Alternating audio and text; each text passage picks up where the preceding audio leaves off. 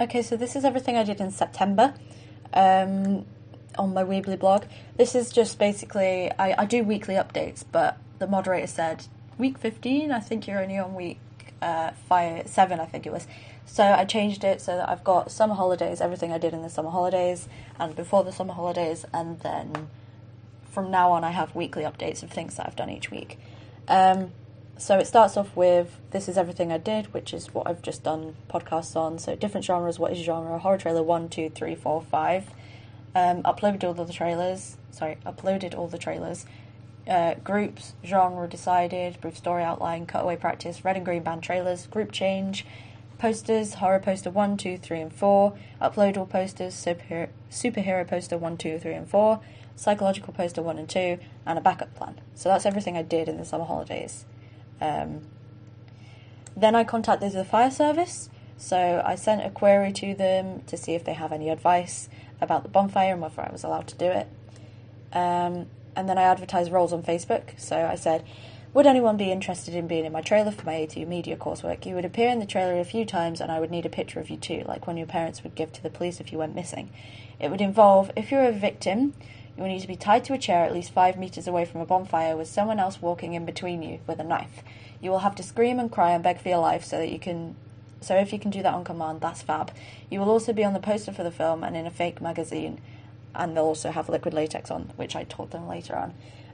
If you're the main character, being tortured, collecting evidence to find out who killed your best friends, you will obviously be in the trailer the most. The sheriff will simply need to sit behind a desk and be assertive.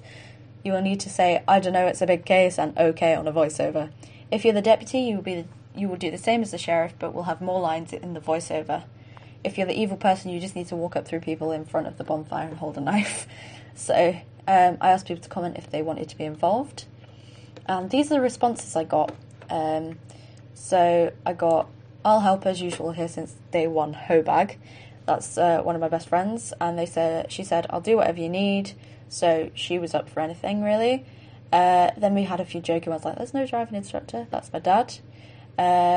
This is the next door neighbour and the person I later casted as the sheriff, Joanne.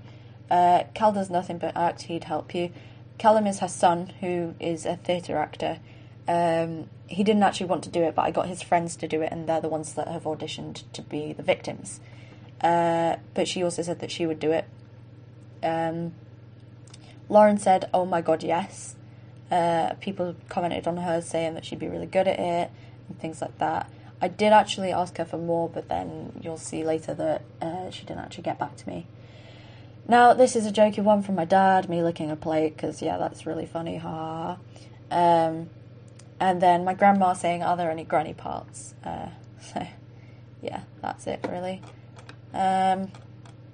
So, then I asked the council for permission to do a bonfire on a field, but they didn't actually get back to me. So, a sort of roundup of willing people. We've got Lauren, Callum, Chloe, Amy, and David. Amy is the one that replied on Snapchat saying she would do it. Now, from these people, a few have dropped out, like Lauren, Callum, and Chloe have dropped out. Amy's dropped out, but David hasn't. So only one of them is still doing it, but that's fine. You know, I was expecting a few people to drop out. Then we have week 1, so that's everything I did in week 1, which is everything I've just been through. Then we have a fire service reply saying, I have been given your details following your request for advice. The Health and Safety Executive website is a great source of information relating to fireworks use, etc. Whilst you may not be using fireworks in your project, the advice around safety would be similar to for a bonfire. Below is a link to an HSE document that may be useful. Getting the permissions to use an area for a bonfire, extinguishing the bonfire and removal of the debris after the event may be an issue. Please remember that open fires can be very dangerous and difficult to control. Have you considered taking advantage of the bonfire season and approaching a well-organised seasonal event? As you indicated, we would not be in a position to provide a firefighter to oversee the bonfire. I have copied the local fire safety manager who will be familiar with your locality should you require further guidance. Whatever you decide to do for your media project, good luck with your A-levels. Kind regards, Martin Lucas. So he didn't say that I can't do it, he just said it would be preferable to go to an organised event. So that's great. This is just all of the safety information. I have read every single bit of it, taken screenshots of the bits that apply to the bonfire, and I know it all well. Now, these are the things that I had planned, places to do it. Naseby Road is just around the corner from me, this field, but I'd have to ask the council for permission for that. Another one is the Holdsworth Square, the Holdsworth Arms. Now, they already have a bonfire being set up now, but I'm not sure whether they do it without a fence. That's an issue, but I'll ask them at something. And I may have found something else, but I'm checking with that first, just to see. Then we got a new willing person, who's Rebecca Hopley, and she also dropped out, but yeah. And then I did another sort of roundup. So our roles are the main character / bad guy, because they're the same person, victim 1, 2, 3, and 4, chief of police, and the deputy. And the willing people were David, Lauren, Amy, Fur, Callum, Becca, and Chloe. And whoever Tom can cast, because I was still in the group then. Then we had a profile of main character. So they must be diverse and versatile. The character has OCD and no recollection of what he's done. And he resents the person who killed his friends. The bad character is completely different though, very Norman Bates. He's dark and cold, but we don't really see him much. They must also look 5 years older than the victims, and the sheriff and deputy should look older than him, which is fine, that's sorted. I found an underwater case, but I haven't ordered it yet, so that's cool. And this is just like a poster draft. This is sort of the colours that I would use and the shadows and things that I would use. So we've got the bonfire in the front there, we've got the makers of, the people who are in it, the name, which I think that logo was absolutely brilliant, not gonna lie. The coming soon, the small print, hashtag, and logos and stuff. So that's good.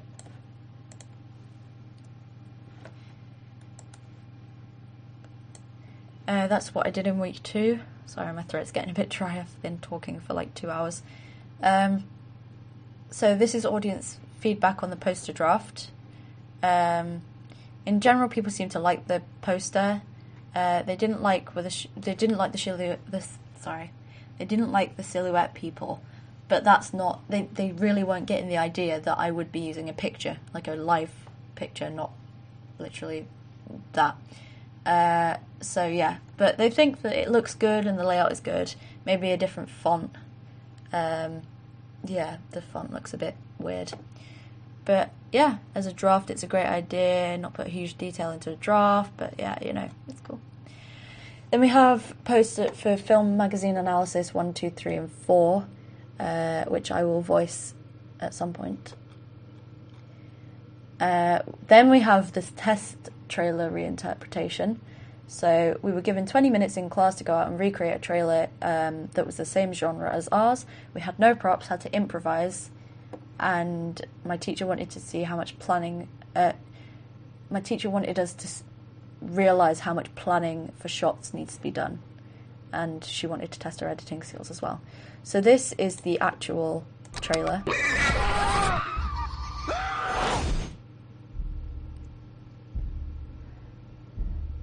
Now the game's simple. Best ones are.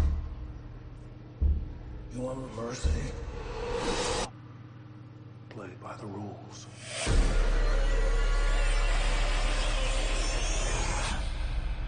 Any identification on the victim? Here's a piece. But Jigsaw's been dead for 10 years.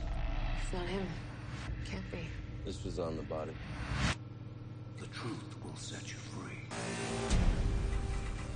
No! So we did up to there because we only had to do like 30 seconds. So we did all of that. And this is our one.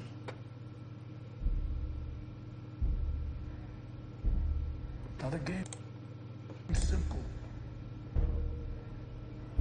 Best ones are. You want mercy? Play by the rules.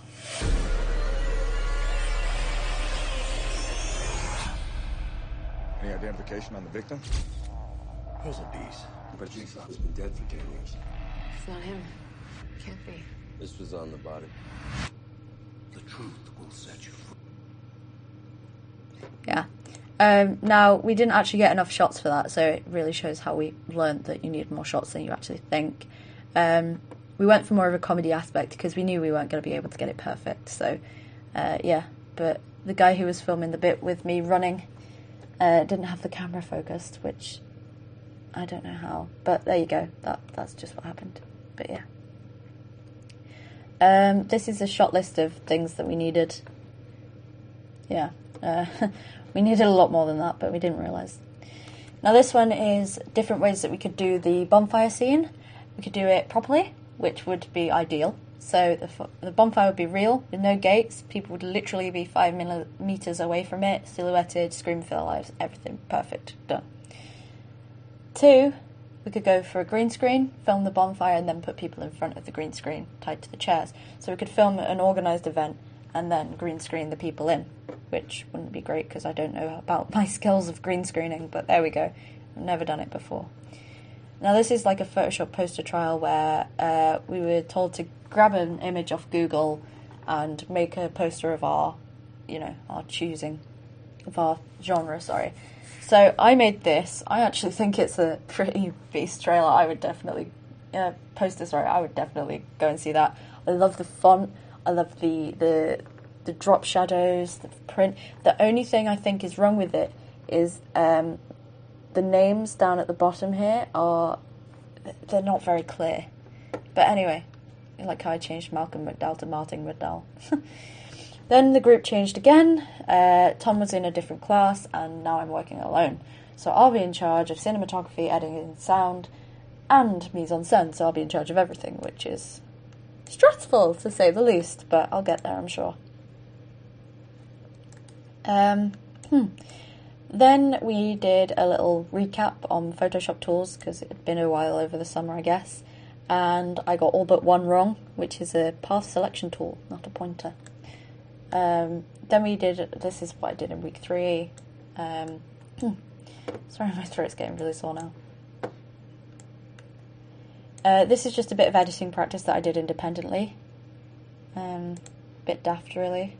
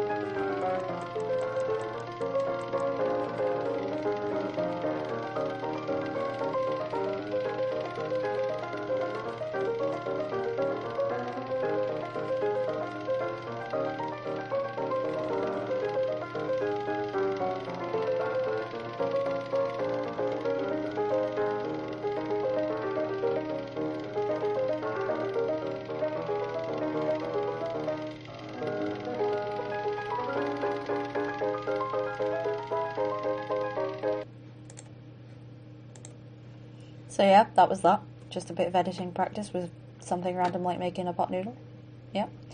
Then we have the audience research prezi, which isn't finished, but I do really need to finish it. I just need to find some people to actually interview. So it starts off with the questionnaires. We created and filled in questionnaires to help us with our audience research and make sure that our trailer would sell. So I haven't put the picture of the empty questionnaire on, but I will do. Question 1, do you like horror films? It told me whether the questionnaire was valid. If they don't like horror films, then there was no point. Which horror genre is your favourite? So there was like psychological, things like that. And I really wanted them to say psychological, so it really trims down those things. How old are you? More about the demographic. Gender, again, main gender it needs to be tailored to. What hobbies do you have? So what they're interested in. I can make the characters interested in that to help them identify with them and make it scary. As a synopsis, which I basically just told you, what are your opinions? Do you like the idea? So it just gives me an idea of whether they'd like it and if there's any way I could improve it. What would you associate with horror films? So this sort of helps me to use horror conventions and what other people would expect, not necessarily what I would expect, because other people from different walks of life might expect different things. Question 8, what's your favourite horror film? It just sort of gives me a bit of a narrative idea and, yeah, just a sort of idea of what sort of film they like. What is your favourite... Did I not just do that one? I did it twice. Okay, never mind. Must have skipped a question then. But yeah, this is when they were filled in. So question 1, 2 no's and 6 yeses, so I disregarded the no's. Which genre is your favourite? I got 1 for torture and 5 for psychological, so that's pretty great. It's sort of a mix between the two because the guy gets tortured to find evidence, so yeah, it works either way. Question 3, 4 11 to 20s, 131 to 40 and 141 to 50. So my main target audience will be the 11 to 20s. However, I'm also using my grandma as a study because she absolutely loves horror films and she knows that a lot of people do. And she likes to see how horror films have changed. So I think that that's my secondary target audience. Question 4, gender. 3 males and 3 females, so even split. Doesn't really matter. I can tailor it to both or either. Doesn't really matter. So, hobbies. Music, film, sport and reading. So I can make the music, the soundtrack could be really good in my film, which you won't really necessarily be able to see in the trailer, so that sort of rules that one out. Or I can make them interested in music, but I don't know. Films, well, obviously that's going to apply because it's a film. Sport, I can make the character interested in sport or something. And reading, again, interest that I could link to the protagonist. So these are just like the answers that they gave me.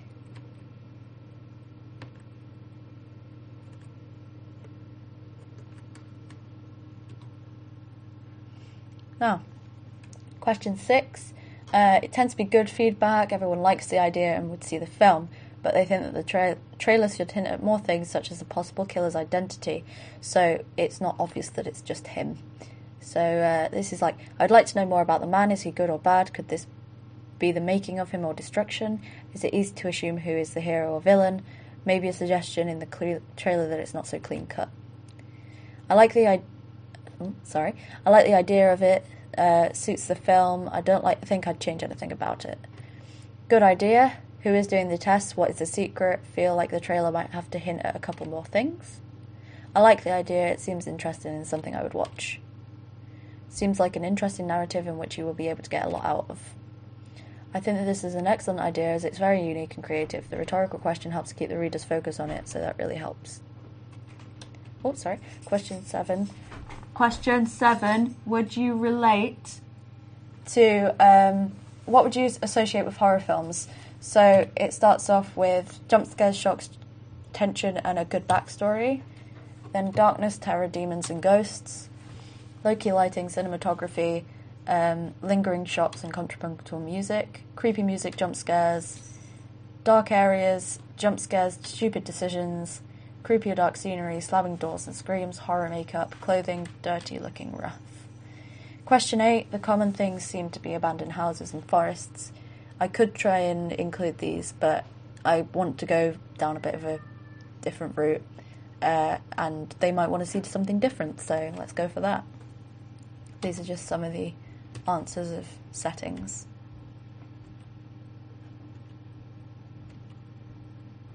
Question 9, what's your favourite horror film? The common answer is It, which has come out recently, and I said that our trailer would sort of take bits from that, so that's good. And it has lots of jump scares, so I might add a few jump scares into the trailer. Some other answers were these.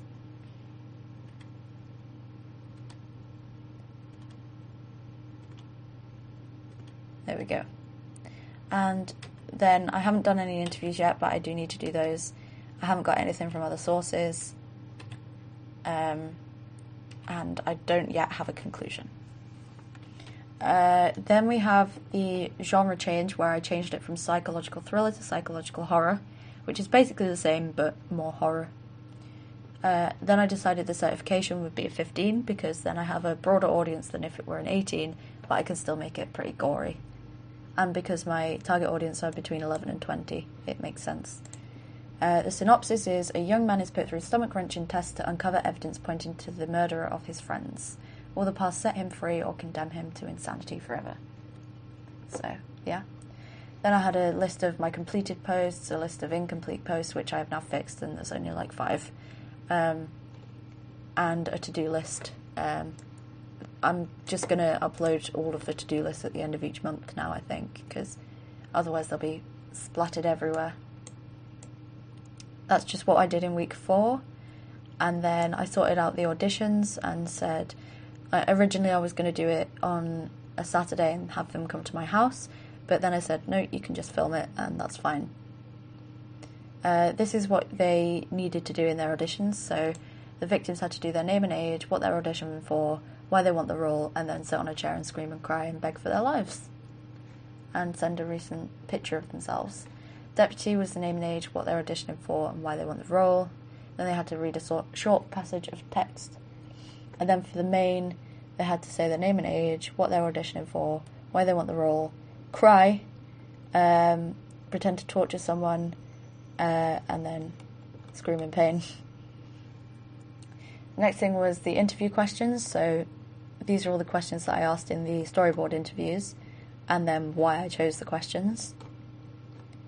And then I have this storyboard interview, which is with my grandma, which we can look at now. Do you like the idea of the storyboard? Yes. What do you dislike about the storyboard? That it wasn't explanatory as to why these things were happening, How would you improve that? by adding some form of whether it's hearing voices in his head or whether there's notes coming through the door. Just something so that an idea what's compelling him to do what he's doing. What genre would you say the film would be? Horror. What do you like about it? I like horror films. I like a mystery where you don't find out till the end who's done what. Would you watch the film if it came out? Yes. Do you like the name Schism? Yes. That's it, thank you. And then we have a survey that I put on Facebook about the storyboard for a bit of feedback. I still need to analyse the answers for that, I think. Then we have the production company names and logos ideas. I had a few there, and then I decided to go with Supreme Screenplays, which is something that I'd already sort of had, and Pandemonium Pictures, or Pandemonium Productions. So that's that. Then I asked permission to film at home, and they said yes. And this is sort of just a write-up of the victim's contract, with things that I need to cover for them to agree to. Then we have the first Pandemonium logo, where it'll go from this to that, the demon going through the demon in the middle. The problems I had were, does it look cheap, does it look professional, is it too complicated, and is it badly edited? But the feedback that I got, it was perfectly okay. I posted it on Facebook, and then I did my more recent storyboard, which is this one, where he's eating his cereal, and then we get a little flashback to a montage of him making his cereal. Then he's back in this room again eating his cereal. He looks out the window and sees a bird, focuses on the bird. Bird flies away, and the camera pans down to his bowl, and the bowl is full of blood. All the milk's turned to blood. Then we get a contra zoom on his face, him being shocked, and he throws his spoon down the table with blood flying everywhere. He looks at his hands, and there's blood all over his hands. So he jumps up, shocked, and his chair falls to the floor. He runs to the sink and washes his hands, scrubbing them, and then we see that there's nothing there, but it goes back and there is blood on his hands.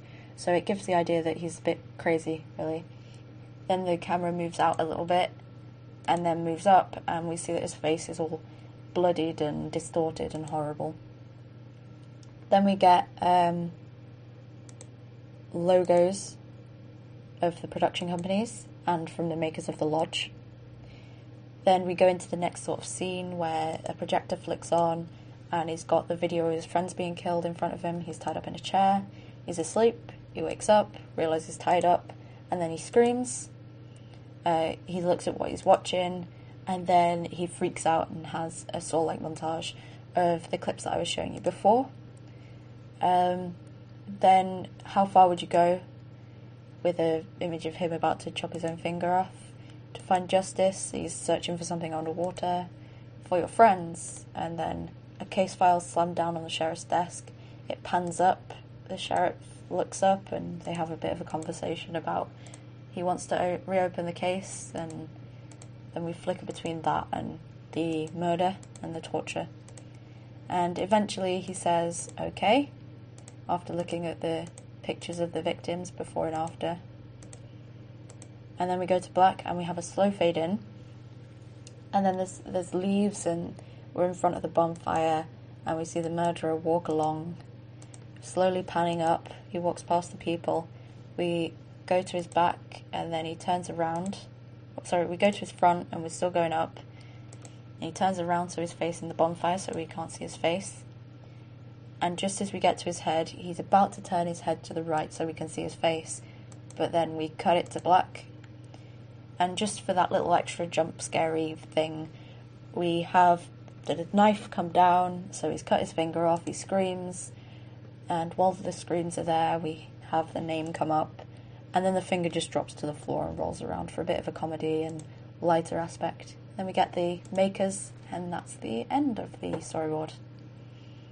I got some feedback on the logos saying that it was all really nice, and but there were a few things like you can't really see the demon bit before it's scratched, but they didn't realise that it was going to be animated at all. Then I just have some video tutorials on how to do prosthetic makeup because I had absolutely no idea, so I had to learn that for the victims. Then I had another to-do list and I casted the chief, who is Joanne, who's next door, and yeah, I casted her. She's got a uniform and everything, so that's all that sorted. Typed up the contracts, which you can see in these links. And then I did some animations for the logos. This is the first one.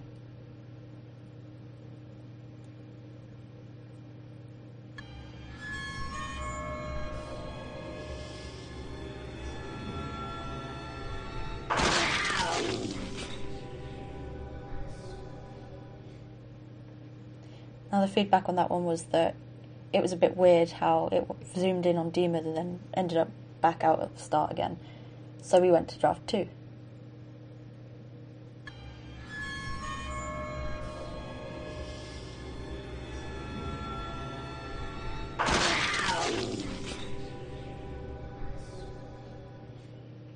That means that you can definitely tell the name of it and things like that. So that is currently the favourite. But someone commented about the name maybe coming in from Demon and going back. So we did a slow zoom.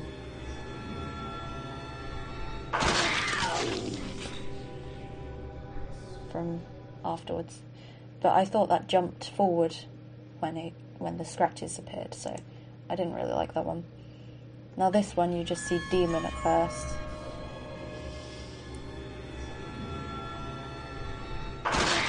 And then after the scratches you see the full name. But again, I prefer the second one. But I will do a poll for which one's the best at some point. This is just the feedback about the animations and what I did to change them and stuff with a GIF so that you can read it all properly. And that is all I did in September on my Weebly blog.